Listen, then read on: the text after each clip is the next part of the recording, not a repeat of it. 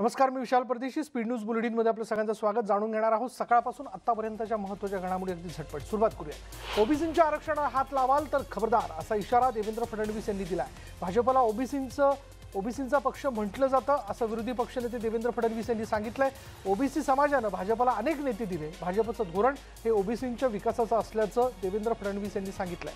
भाजपमध्ये ओबीसींचं मोठं योगदान आहे. वंचितांसाठी संघर्ष करणार असेल अशी भाजपच्या ओबीसी मोर्चाची ओळख असल्याचं देवेंद्र फडणवीस यावेळी म्हणाले.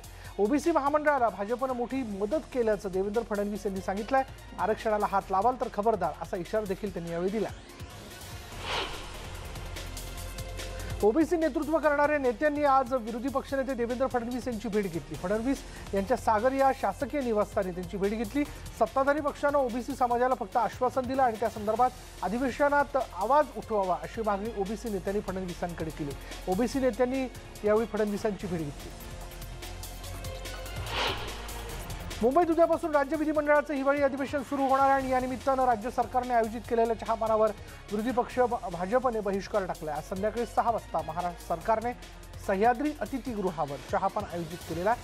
कोरोनाच्या काळात राज्य सरकारला आलेलं अपयश तसंच शेतकऱ्यांना बसलेला ओल्या दुष्काळाचा फटका असं असूनही त्यांना मदत मिळालेली नाहीये अशा विषयांमुळे भाजपने आजच्या चहापानावर बहिष्कार टाकलाय. दरम्यान आज दुपारी 4 वाजता भाजपची पत्रकार परिषद होणार आहे. भाजप अध्यक्ष जे.पी. नड्डा यांचा मुंबई दौरा पुढे ढकलण्यात आला. जे.पी. नड्डा 18, 19 आणि 20 डिसेंबरला मुंबई दौऱ्यावर येणार होते आणि या दौऱ्यात नड्डा हे राज्यातील कार्यकर्ते पदाधिकारी यांची भेट घेऊन त्यांच्याशी संवाद साधणार होते. दिल्लीत सुरू असलेल्या आंदोलनात पाकिस्तान तसंच चीनचं षडयंत्र असल्याची टीका केंद्रीय राज्यमंत्री रावसाहेब दानवे यांनी नुकतीच केली आणि त्या वक्तव्याच्या विरोधात आज यवतमाळमध्ये शिवसैनिकांचा संताप अनावर झाल्याने त्यांनी रावसाहेब दानवेंचा पुतळा भर चौकात तोडवला. यावेळी पोलीस आणि शिवसैनिक यांच्यात रेटारेटी झाल्याने काही काळ वातावरण संतप्त झालं. दरम्यान रावसाहेब दानवे हे सतत शेतकऱ्यांच्या विरोधात बेताल वक्तव्य करतात अशी टीकाही करण्यात आली. पुण्यातील खासगी शाळांच्या सुनावणी दरम्यान पालक आणि संस्था चालकांच्या प्रतिनिधींमध्ये जोरदार खडाजंगी झाली. कोठारी शाळेचे प्रतिनिधी सुनावणी दरम्यान मध्येच उठून गेल्याने पालक चांगले संतापले. अखेर अधिकाऱ्यांनी शाळेच्या प्रतिनिधीला पुन्हा बोलवलं.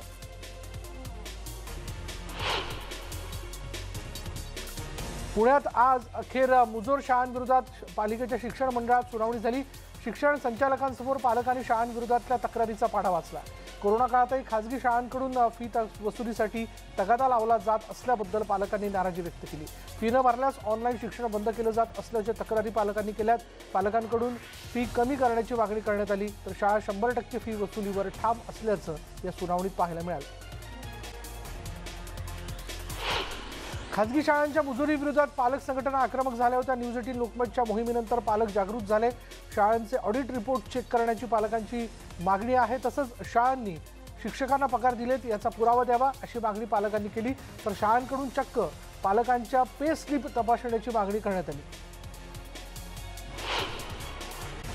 पुणे रोजरी शाळेला तात्काळ ऑनलाईन शिक्षण सुरू करण्याचे आदेश देण्यात आलेले आहेत. फी वसुलीसाठी शाळेनं संबंधित मुलांचे ऑनलाईन क्लासेस बंद केले होते आणि शाळेविरोधातील इतर तक्रारींसंदर्भातही 7 दिवसात शाळेला बाजू मांडण्याचे आदेश देण्यात आले. दोषी आढळल्यास गुन्हे दाखल होणार आहेत. पुण्यात शाळा पालक सुनावणीत चांगलेच संतापले होते आणि त्यांच्यात खडाजंगी झाल्याचं बघायला मिळालं. मिलेनियम आणि आर्यन शाळेला ऑनलाईन शिक्षण सुरू करण्याचे आदेश देण्यात आलेत आणि यावेळी फी वसुलीसाठी काही पाल्यांचे ID ब्लॉक केले होते आणि यावेळी संतोष पोलमवार या पालकाचा सुनावणीत संताप अनावर झाला. हंचिंग इंटरनॅशनल शाळा छळत असल्याचा आरोप त्यानं केला. तसंच या शाळेवर शिक्षण विभागाकडून कोणतीही कारवाई झाली नाही असं पालकाचं म्हणणं आहे. मुलाला सलग नापास करत असल्याचा आरोप या पालकानं केला. न्यूज 18 लोकमतच्या मोहिमेनंतर शिक्षण उपसंचालक दत्तात्रय जगताप यांनी दखल घेतली आहे. शाळांनी PTA मेंबर्सना 6 महिन्यांचा ऑडिट रिपोर्ट सादर करावा असे निर्देश शिक्षण उपसंचालकांनी दिलेत. कारण उपसंचालक कारवाई करण्यास चालढकल करीत असल्याचा आरोप पालकांनी केला होता.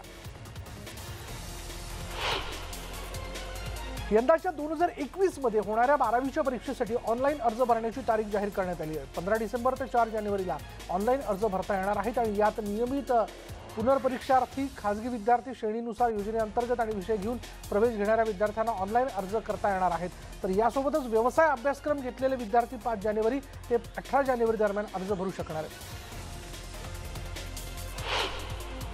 नागपूर जिल्ह्याच्या ग्रामीण भागातील शाळा उद्यापासून सुरू होणार आहेत। ग्रामीण भागातील 9वी ते 12वीचे वर्ग उद्यापासून सुरू होतात आणि जिल्हा प्रशासनाने या संदर्भात निर्णय घेतला। शाळा सुरू करण्यासाठी आवश्यक असणारी पूर्वतयारी देखील पूर्ण झालेली आहे। कोरोना संदर्भातील परिस्थिती नियंत्रणात असताना विद्यार्थ्यांचं नुकसान होऊ नये अशी सार्वत्रिक भावना असून ग्रामीण भागातील विद्यार्थ्यांकडे ऑनलाईन सुविधा उपलब्ध नाहीत आणि त्यामुळे कोरोना संदर्भातील आरोग्य यंत्रणेने दिलेले सर्व नियम, सुरक्षा नियम अटी पाळून विद्यार्थ्यांना पुन्हा शाळेमध्ये शिक्षण देणं आवश्यक असल्याचं त्यांनी सांगितलं। उद्यापासून ग्रामीण भागातील शाळा पुन्हा एकदा सुरू होणार आहे। 10वीच्या परीक्षेमध्ये सर्वाधिक गुण मिळवणाऱ्या पालिका शाळांमधील 25 विद्यार्थ्यांना पदवी पर्यंतच्या शिक्षणासाठी आर्थिक सहाय्य देण्याचा निर्णय पालिका प्रशासनाने घेतलाय। विशेष म्हणजे या योजनेसाठी उत्पन्नाची अट घालण्यात आलेली नाहीये। केवळ 10वीच्या परीक्षेत मिळणाऱ्या गुणांच्या आधारे विद्यार्थ्यांना ही मदत दिली जाणार आहे। कोरेगाव भीमा इथे यंदाचा शौर्य दिन कोरोनामुळे प्रतिकात्मक स्वरूपात आणि साधेपणाने साजरा होणार आहे आणि या कार्यक्रमाला सर्वांनी सहकार्य करावं असं आवाहन पुण्याचे जिल्हाधिकारी राजेंद्र देशमुख आणि पुणे ग्रामीणचे पोलीस अधीक्षक डॉक्टर अभिनव देशमुख यांनी केलेलं आहे। पुणे जिल्ह्यात कोरेगाव भीमा इथे 1 जानेवारीला शौर्य दिन कार्यक्रमाच्या अनुषंगाने शनिवारी विजयस्तंभ परिसरात पूर्वनियोजित आढावा बैठक पार पडली। या बैठकीत हा निर्णय घेण्यात आला। सामनातील रोखठोकमधून शेतकरी आंदोलनाची बाजू घेतानाच केंद्र सरकारवर हल्लाबोल करण्यात आला। केंद्र सरकारने केलेले आरोप पचवून शेतकरी आंदोलन करतात आणि शेतकऱ्यांच्या संदर्भात जे 3 कायदे नव्याने निर्माण केलेले आहेत ते शेतकऱ्यांचे अस्तित्व, स्वाभिमान मारून टाकणार आहेत। मोदी सरकारने संसदेत ते घाईने मंजूर केले आणि त्यावर धड मतदान होऊ दिलं नाही। आवाजी मतदानाने मंजूर केलेले हे कायदे शेतकऱ्यांनी फेकून दिलेत अशी टीका सामनातून करण्यात आली।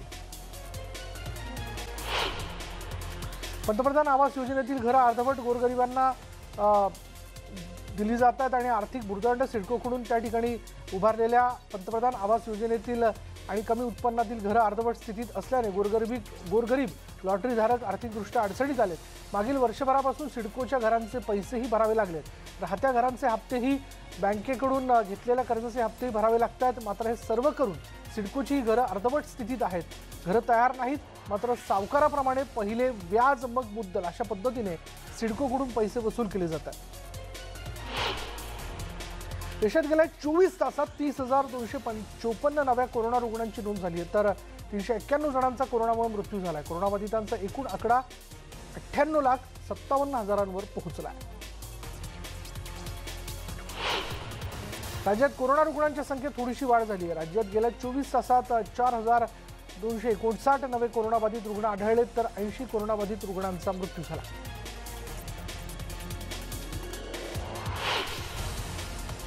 पुण्यात गेल्या 24 तासात कोरोनाचे 317 नवे रुग्ण आढळून आलेत तर 254 जणांना डिस्चार्ज देण्यात आला। कोरोनामुळे काल पुण्यात 9 जणांचा मृत्यू झालाय। पुण्यातील कोरोनाबाधितांची संख्या आता 1,73,000 गेली आहे। सध्या पुण्यात 5,150 ऍक्टिव्ह रुग्ण आहेत। कोरोनावरील लस निर्मितीबाबत चर्चा सुरू असतानाच आता केरळमधील नागरिकांना कोरोनावरील लस मोफत दिली जाणार आहे। केरळचे मुख्यमंत्री पिनराई विजयन यांनी ही घोषणा केली आहे। लसीचा संपूर्ण खर्च राज्य सरकार उचलेल।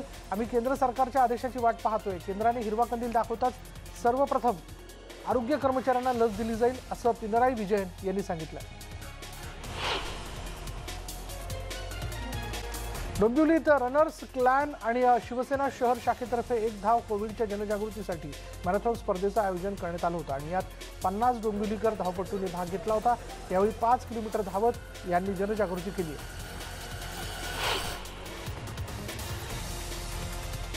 शरद पवारांनी विश्वास टाकला नसता तर धनंजय इथे दिसला नसता। 12 डिसेंबर हा उपकार फेडायचा दिवस आहे अशा शब्दात सामाजिक न्यायमंत्री धनंजय मुंडे यांनी भावना व्यक्त केलेल्या आहेत। परळी येथील वाढदिवसाच्या निमित्तानं आयोजित जाहीर कार्यक्रमात ते बोलत होते। तसंच धरू तू आगे बढेगा असं कौतुक गोविंदा यांनी 1999च्या कार्यक्रमात केलं होतं म्हणून आभार मानण्यासाठी गोविंदाला बोलावलं असं धनंजय मुंडे यांनी सांगितलं।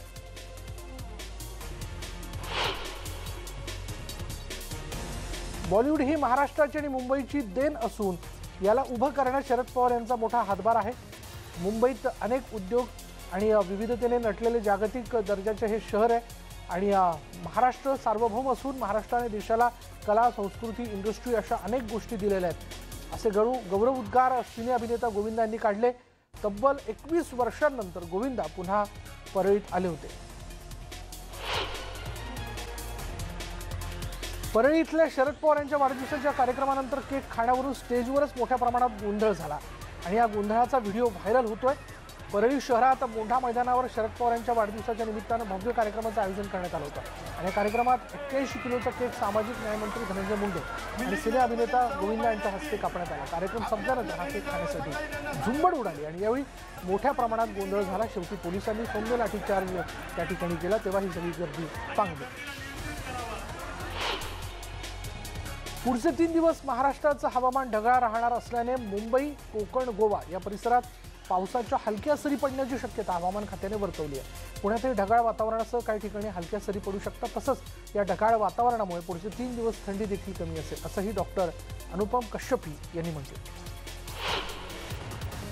अरबी समुद्रात कमी दाबाचा पट्टा निर्माण झाल्यामुळे धुळे जिल्ह्यातील अनेक भागांमध्ये बेमोसमी पावसाने हजेरी लावली। धुळे जिल्ह्यात साक्रीसह पिंपळनेर परिसरात मुसळधार तर धुळे शिंदखेडा भागात मध्यम स्वरूपाच्या पावसाने हजेरी लावली। गेल्या 2 दिवसांपासून जिल्ह्यांमध्ये ढगाळ वातावरण आहे।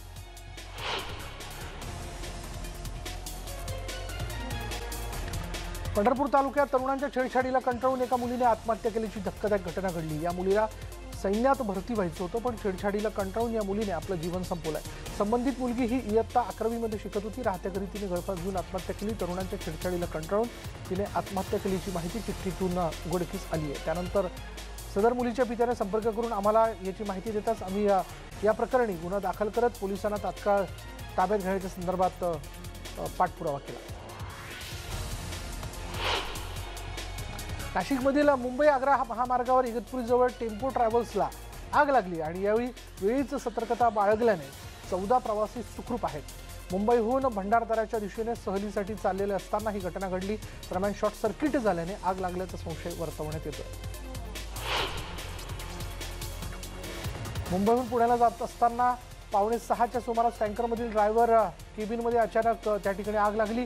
गाडी वेगात असल्याने तसंच लेनवर वाहतूक असल्याने आग लागलेल्या अवस्थेत ड्रायव्हरने टँकरला काही किलोमीटर नेलं आणि रस्त्याच्या एका कोपऱ्यामध्ये थांबवलं।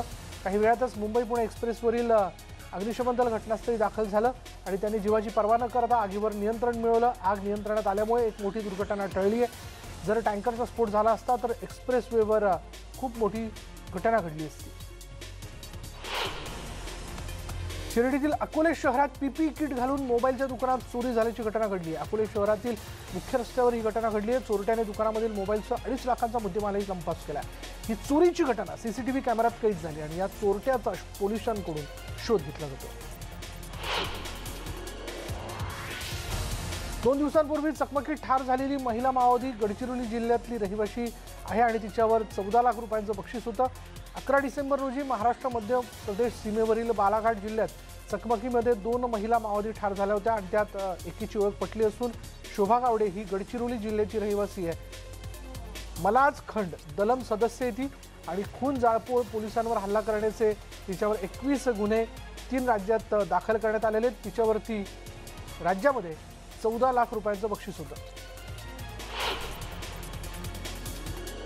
राज्य पोलीस दलाकडून नागपूर पोलिसांना 10 सेल्फ बॅलन्स 2 व्हील स्कूटर अर्थात सेगवे देण्यात आलेले आहेत। पोलिसांकडून गस्त घालण्यासाठी याचा वापर केला जाणार आहे। त्या प्रत्यक्ष सेवेत रुजू करून घेण्याचा सोहळा पोलीस जिमखान्यात पार पडला आणि या सोहळ्याला मुख्य अतिथी गृहमंत्री अनिल देशमुख तर प्रमुख अतिथी म्हणून पोलीस आयुक्त अभितेश कुमार उपस्थित होते। या स्कूटरचं बॅलन्स अधिकाऱ्यांनी दाखवत पोलीस गृहमंत्र्यांना सलामी दिली। अतिशय आकर्षक दिसणाऱ्या या स्कूटरची ट्रायल घेण्याचा मोह गृहमंत्र्यांना आवरल्याने त्यांनी लगेच एक स्कूटर ट्रायलसाठी हातात घेऊन ट्रायल घेतली।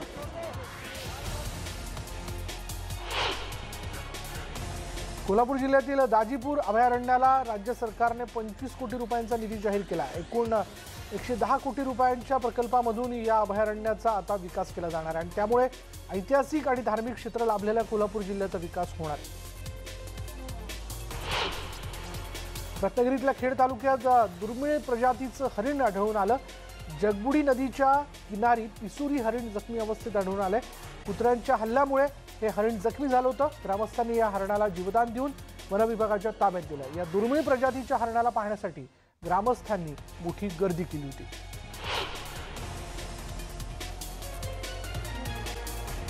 येवला तालुक्यात एका अंध व्यक्तीनं राज्यातील सर्वात उंच शिखर म्हणून ओळख असलेलं कळसुबाईचं शिखर सर केलंय।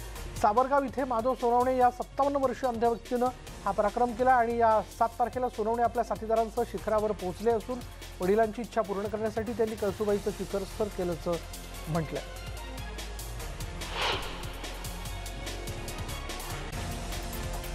नागपूरमधील 6 वर्षांच्या राघव भांगडे याने 102 पायऱ्या सर करण्याचा भीम पराक्रम करून दाखवला आणि हा विक्रम त्याने अवघ्या 1 मिनिट 51 सेकंदात केला. या कामगिरीसह त्याने दुसऱ्या जागतिक विक्रमासाठी झेप घेतली आणि यापूर्वी केवळ 5 वर्षांचा असताना त्याने न थकता केवळ 1 मिनिटात तब्बल 125 टाईल्स फोडून जागतिक विक्रमाची नोंद केली होती. आळंदीत आज माऊली ज्ञानेश्वर महाराजांच्या संजीवन समाधी सोहळ्याची सांगता आहे. यंदाच्या वर्षीचा हा 724वा संजीवन समाधी सोहळा आणि या निमित्ताने मंदिर परिसरात फुलांची सुंदर आरास करण्यात आली. कोरोनाच्या पार्श्वभूमीवर यंदा नेहमीप्रमाणे गर्दी दिसून आली नाही.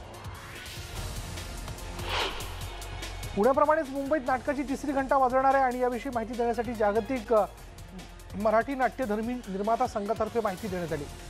शासन दरबारी निर्मात्यांनी केलेला सततचा पाठपुरावा आणि त्यानंतर नाटक पुन्हा एकदा प्रेक्षकांच्या येत्या 13 डिसेंबरला म्हणजे आजपासून त्यांना बघायला मिळणार आहे. उत्तर प्रदेशातील गाझियाबादमध्ये शेतकऱ्यांचं आंदोलन सुरू आहे आणि या आंदोलकांचं थंडीपासून थोडंफार का होईना संरक्षण होण्याकरता पंजाबमधील 2 भावांनी शेतकऱ्यांना स्वेटर वाटले.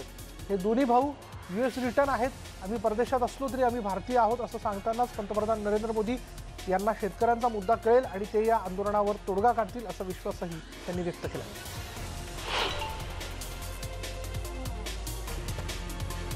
अमृतसरमध्ये पंजाबी अभिनेता जोगराज सिंग यांच्या विरोधात आंदोलन करण्यात आलं. शेतकरी आंदोलनाविरोधात घेतलेल्या भूमिकेमुळे अमृतसरमधील शिवसेना पक्षाने जोगराज सिंग विरोधात जोरदार घोषणाबाजी केली. तसंच सरकार यांच्यावर कारवाई का करत नाही असा सवालही त्यांनी उपस्थित केला.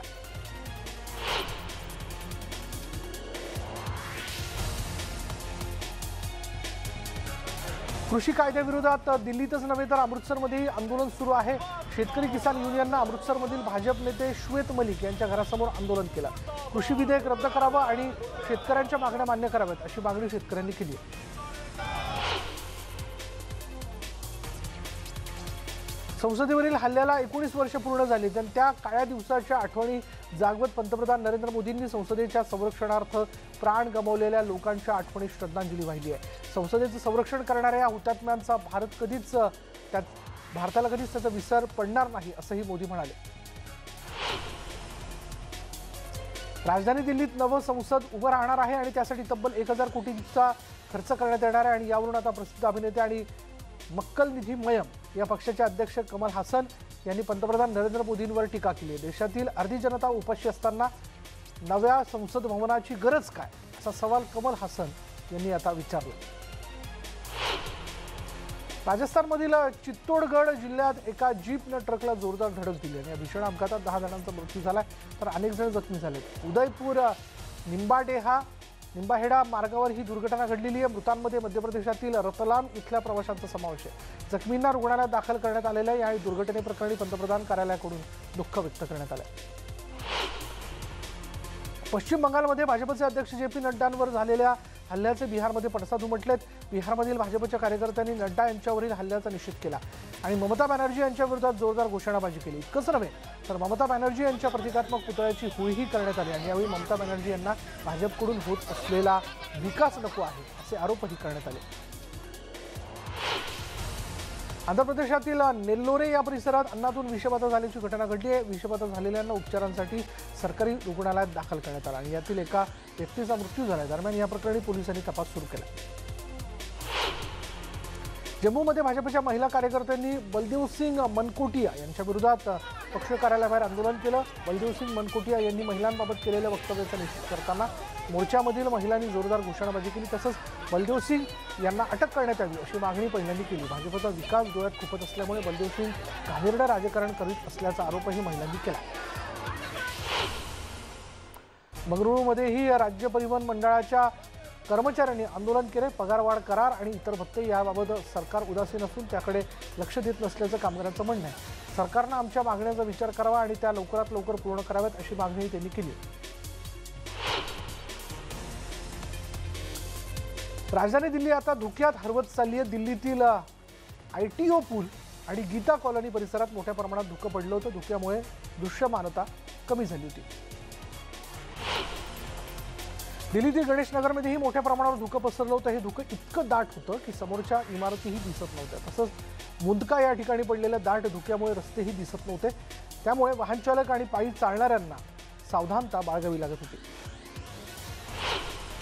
उत्तर प्रदेशातील गाझियाबादमध्ये मोठ्या प्रमाणावर धुकं पसरलं. त्याचबरोबर मोठ्या प्रमाणावर थंडी पडली आहे. धुक्यामुळे दृश्यमानता कमी झाली आहे. त्यामुळे वाहन चालवताना चालकांना कसरत करावी लागत असून दक्षता घ्यावी लागते. भुवनेश्वरमध्येही मोठ्या प्रमाणावर धुकं पडलंय. मोठ्या प्रमाणावर पडलेल्या धुक्याचा रस्ता जो आहे ते रस्ते वाहतूक आणि रेल्वे वाहतुकीवर याचा परिणाम जो आहे तो मोठ्या प्रमाणात जाणवतोय. भुवनेश्वरमध्ये कडाक्याची थंडी पडायला सुरुवात झाली आहे. नागरिकांनी शेकोट्या पेटवल्या. जम्मू काश्मीर म्युनिसिपल कॉर्पोरेशनने चित्रकला स्पर्धेचं आयोजन केलेलं होतं. जम्मू काश्मीरमध्ये अनेक ठिकाणी कचरा टाकण्यात येतो आणि त्यामुळे जम्मू काश्मीरमध्ये घाण पसरत चालली आहे. जम्मू काश्मीर स्वच्छ राहावं आणि त्याची जाणीव व्हावी या हेतून ही चित्रकला स्पर्धा आयोजित करण्यात आली होती. काश्मीरमधील गुलमर्ग इथे काश्मीर पर्यटन संचालनालयानं आंतरराष्ट्रीय माउंटन डे 2020 निमित्त स्नो सायकलिंग आणि स्की गिर्यारोहण कार्यक्रमाचं आयोजन केलं होतं. आणि यावेळी स्पर्धकांनी चित्तथरारक कसरती केल्या आणि या कार्यक्रमात अनेक सायकल स्वारांसह पर्यटकही उपस्थित होते. यानंतर या बुलेटिनमध्ये इथेच थांबणार आहोत. पहा फक्त न्यूज 18 लोकमत.